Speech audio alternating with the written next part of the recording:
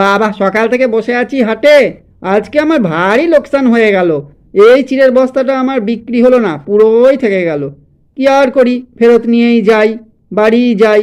দেখি নদীর ঘাটের কাছে যাই, নৌকোয় উঠি, উঠে বাড়ি চলে যাই। এটা আর বিক্রি হলো না। এই এখানে দাঁড়াই, নৌকোর জন্য অপেক্ষা করি। বাবা, সকাল থেকে এক হাঁড়ি গুড় আর আমি বিক্রিই করতে পারলাম না। কি আর করব, যাই বাড়ি ফিরে যাই। এবার নদীর ঘাটের কাছে যাই, নৌকো এলে নৌকো করে বাড়ি ফিরবো।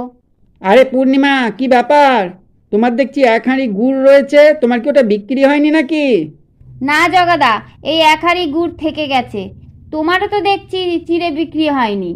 হ্যাঁ, আমার তো চিড়েটা বিক্রি হয়নি। তা তোমার কি চিড়ে লাগবে? যদি তোমার চিড়ে লাগে তাহলে তুমি চিড়েটা নিতে পারো। আর আমারও খুব গুড়ের দরকার, বাড়িতে বলছিল গুড়ের দরকার। তা তোমার যদি বিক্রি না হয়ে থাকে, গুড়টা আমি নিতে পারি। দেখো তুমি রাজি কিনা অদল বদলে। হ্যাঁ জগাদা, আমি খুব রাজি।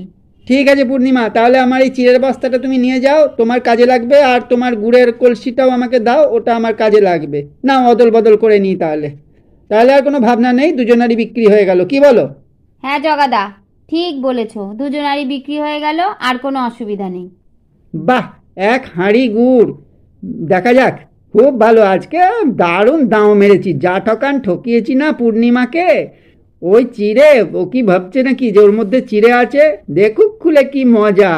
আমি বরং গুড়টা খুলি, খুলে এক হাঁড়ি গুড় বিরাট দাম মেরেছি। এ বাবা, এ কি কাণ্ড! এ তো গুড় নেই, সবটা ওপরে একটু গুড় আর নিচে কতকগুলো মাটি। ছি ছি ছি ছি, আমি এত ঠকান ঠকে গেলাম। পূর্ণিমা আমাকে এত ঠকালো, এত বড় ঠকবাজ। এ তো আমার থেকেও বেশি ঠকবাজ দেখছি। না, এর একটা বিহিত করতে হবে। আমি যাই জমিদার মশাইয়ের কাছে, নালিশ জানাতে হবে। বাহ বাহ, কি মজা, ভালো দাও মেরেছি আজকে আমি। গুড়ের বদলে চিড়ে বদলা বদলি করে ভালোই হলো। এবার আমি চিড়ের বস্তাটা খুলি। ও বাবা, এ তো দেখছি ভেতরে এত কাগজ ভরা, একটুখানি চিড়ে। এ কি কাণ্ড! এ তো দেখছি আমার থেকেও বড় ধড়িবাজ। যাই, এর একটা বিহিত করতে হবে। জমিদার মশাইয়ের কাছে যাই, গিয়ে সব ঘটনাটা বলি। জমিদার শিবনারায়ণ মুখোপাধ্যায় তাঁর বাড়ির সামনের বাগানে পায়চারি করতে করতে একটু এসে দাঁড়ালেন। সকাল থেকে পায়চারিটা অনেকক্ষণ হলো, এইবার একটু বিশ্রাম নেওয়া দরকার, একটু দাঁড়াই। ঠিক এমন সময় চিড়ের দোকানি জগা তার কাছে এসে হাজির। হুজুর, হুজুর, আপনার কাছে একটা নালিশ ছিল। নালিশ? তা কিসের নালিশ বলো শুনি। হুজুর, আমি পূর্ণিমার কাছ থেকে এক হাঁড়ি গুড় কিনেছিলাম, কিন্তু এমন ঠকবাজ মেয়ে, দেখুন ওপরে অল্প একটু গুড় আছে, এই দেখুন হুজুর, আর ভেতরে সব মাটি ভর্তি। আমাকে কি ঠকান ঠকিয়ে দিল হুজুর। আপনি এর বিচার করে দিন হুজুর, আমি এর বিচার চাই। আমার মতন গরিব মানুষকে এভাবে ঠকালে তো চলে না হুজুর। তাই তো দেখছি। পূর্ণিমা তো আচ্ছা ঠকবাজ মহিলা, তোমাকে এইভাবে ঠকিয়েছে। না, এর বিচার আমি করছি, চিন্তা নেই। ঠিক এমন সময় পূর্ণিমাও বিচার চাইতে জমিদারের কাছে হাজির। হুজুর, হুজুর, আমি আপনার কাছে একটা নালিশ জানাতে এসেছি। আরে তোমারও নালিশ? এক্ষুনি জগা আমার কাছে তোমার নামেই নালিশ করলো, আবার তুমি আবার কি নিয়ে নালিশ করতে এসেছো শুনি? দেখুন না হুজুর, আমি ওনার কাছ থেকে এক বস্তা চিড়ে কিনেছিলাম, দিয়ে বাড়ি নিয়ে গেলাম চিড়ে। বাড়ি নিয়ে গিয়ে আমি এবার চিড়ের বস্তা খুলে দেখি, নিচে তো সব কাগজের কুচি আর ওপরে এইটুকুনি চিড়ে রয়েছে। আমাকে কি ঠকান ঠকিয়ে দিয়েছে দেখুন হুজুর, আপনি এর বিচার করুন হুজুর। এই দেখুন হুজুর, ওপরে শুধু এইটুকু চিড়ে, এই দেখুন নিচে সব কাগজ কুচি।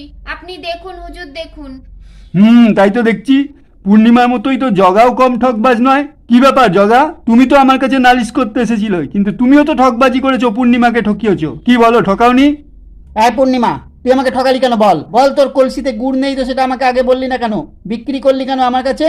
আমার কাছে বিক্রি করলি কেন? ঠকাবি বলে? বাহ বাহ বাহ, ভালো ঠকবাজি ব্যবসা পেয়েছিস তো, ভালো না? ও, আমি একা করেছি না? তাহলে তুমি কেন বললে না আমাকে? তোমার চিড়ের ভেতরে এত কাগজ কুচিয়ে ভরে দিয়েছো। আমি ঠকবাজি না, তুমি হচ্ছে পাক্কা ঠকবাজি একটা। আচ্ছা ঠিক আছে, তোমাদের মধ্যে আর ঝগড়া করতে হবে না। আমার কাছে বিচার চাইতে এসেছে, এর বিচার আমি করে দিচ্ছি। আমি দুজনকেই শাস্তি দিচ্ছি। দুজনকেই আমি 10টা করে স্বর্ণমুদ্রা জরিমানা করছি। যেহেতু দুজনেই ঠকবাজ, তাই আমার জমিদারির হাটে তোমাদের কেউই আর কোনোদিন মাল বিক্রি করতে পারবে না। এই শাস্তি আমি তোমাদের দুজনকে দিলাম। এমন সময় সেখানে গণেশের প্রবেশ। আরে হুজুর, কি হয়েছে? অনেকক্ষণ থেকে অনেক চেঁচামেচি শুনছি। কি ব্যাপার, এখানে চিড়ের বস্তা পড়ে তার ভেতরে অনেক কাগজ, আবার গুড়ের হাঁড়ি পড়ে তার ভেতরে অনেক মাটি, ব্যাপারটা কি?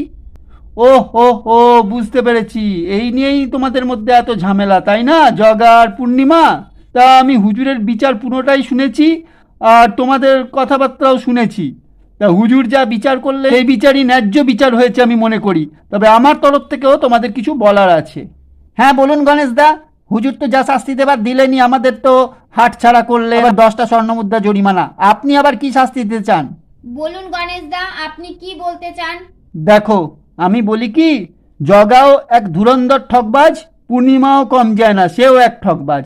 তাই দুই ঠকবাজে মিলে যদি ব্যবসা করো, তাহলে তোমরা নতুন নতুন ঠকবাজির ফিকির খুঁজে বহু লোককে ঠকিয়ে ভালো ব্যবসা চালাতে পারবে, তাই না? তাহলে এক কাজ করো, আজ থেকে তোমরা দুজন মিলে একসঙ্গে ব্যবসা করো, তাহলে বহু লোককে ঠকিয়ে ভালো পয়সা করতে পারবে। আর এক কাজ করো, তোমরা দুজনেই ঠকবাজ, তাই দুজনেই একসঙ্গে বিয়ে করে ফেলো। তোমরা একসঙ্গে বিয়ে করে স্বামী স্ত্রী লোককে ঠকিয়ে ব্যবসা করতে লাগো, তবে হুজুরের কথা মতো এই জমিদারিতে নয়, অন্য কোথাও। কেমন? যাও তাহলে, শুভস্য শীঘ্রম। কি জমিদার মশাই, আমি এটা ঠিক বলিনি? আপনার মত কি? আরে গণেশ, তোমার কথার উপর দিয়ে আর কারো কথা চলে? তোমার বুদ্ধি অসামান্য, খুব ভালো বলেছো, খুব ভালো বলেছো। দুই ঠকবাজের বিয়ে, হা হা হা হা হা। তাহলে কি তোমরা দুজনে রাজি তো দুজন দুজনকে বিয়ে করতে? এটাই তোমাদের উপযুক্ত শাস্তি, তাই না? আমরা খুব রাজি জমিদার মশাই। পেন নাম হই হুজুর, পেন নাম হই গণেশ দা।